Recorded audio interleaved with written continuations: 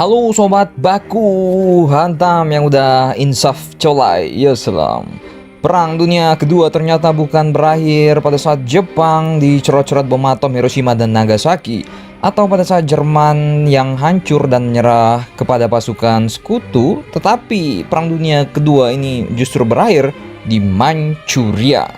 Perang Dunia Kedua ditutup dengan pertempuran terakhir di Manchuria tak kalah 1,5 juta tentara Soviet pada 9 Agustus 1945 ini menyerbu Jepang di wilayah yang didudukinya sejak 1932. Tentara Kwantung yang merupakan kebanggaan Jepang tidak berdaya melawan invasi tentara merah. Sekalipun melawan sengit 1 minggu kemudian, mereka harus menyerah. Menyusul penyerahan Jerman Nazi di Eropa pada Juni 1945, maka waktu itu Bapak kalian Pak Stalin berpaling ke arah timur. Sekalipun diikat perjanjian non-agresi dengan Jepang, namun ia punya alasan untuk menyerang Jepang. Sebab Tokyo tak mengindahkan seruan menyerah dari konferensi sekutu di Potsdam pada bulan Juli. Sekaligus mereka ingin membalaskan kekalahan Rusia yang memalukan dalam perang terdahulu dengan Jepang. Diam-diam pasukan dan peralatan perang Soviet pun dipindahkan dari Eropa dan dialirkan ke front timur jauh di Soviet dengan kereta api Trans-Siberia. Selama 3 bulan lebih seluruh kemampuan kereta api Soviet dikerahkan. Ketika Soviet mengumumkan perang terhadap Jepang pada 8 Agustus, Soviet sudah sangat siap dengan 1,5 juta pasukan, 26.000 pucuk artileri, 5.000 tank, dan 3.900 pesawat. Sementara di atas kertas tentara Kwantung ini berjumlah 1.040.000 orang, tetapi peralatannya ya tinggal 5.360 pucuk meriam, 1.115 tank, dan 1.800 pesawat. Wow, kebayang nggak sih kita punya pesawat sebanyak 1.000 kayak gitu?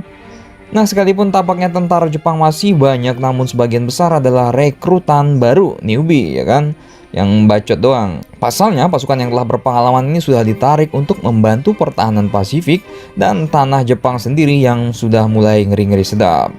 Invasi Soviet pun dilancarkan dari 4 penjuru. Dari barat ada Trans-Baikal yang dipimpin Marskal Rodion Malinovsky. Dari utara di ujung paling timur ada Marskal Kirill Meretskov. Dari arah Mongolia luar dipimpin oleh Jenderal Kavri Isapliv dan Jenderal Maxim Purkayev yang diserahi front kedua di sepanjang Sungai Amur dan Ussuri.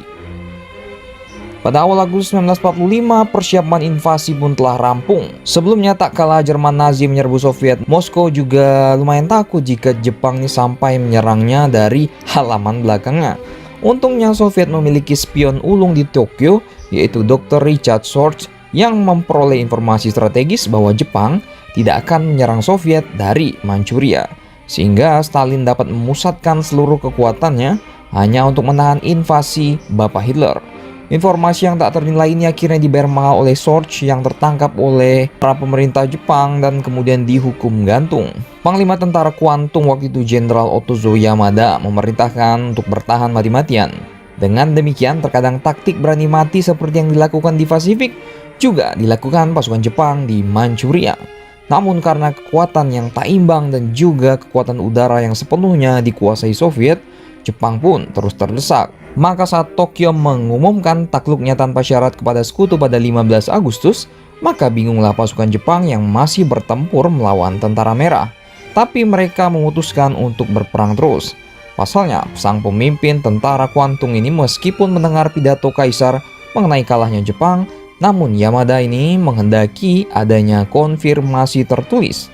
Barulah pada 17 Agustus datang perintah langsung dari sang kaisar kepada panglima tentara Kwantung untuk mengakhiri perang.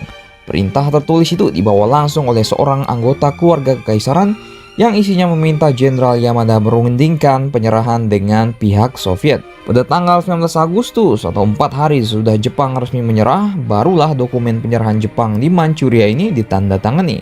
Namun mundurnya penyerahan Jepang dalam waktu 2 hari itu ternyata harus dibayar mahal secara sia-sia. Pasalnya dari kedua belah pihak telah kehilangan puluhan ribu nyawa pasukan. Menurut pihak Soviet, pertempuran terakhir dalam Perang Dunia Kedua ini mengakibatkan 83 ribuan pasukan Jepang tewas. Jepang menyebutnya hanya 21 ribu sih bos. Dan 594 ribu lainnya tertawan, termasuk 148 jenderal. Sedangkan kerugian Soviet ada 8.000 yang tewas dan 22.000 yang terluka. Dalam waktu singkat, para tawanan Jepang dimasukkan ke dalam kamp-kamp tawanan Soviet yang tersebar di Siberia dan wilayah timur jauh Soviet. Welcome to the Gulag.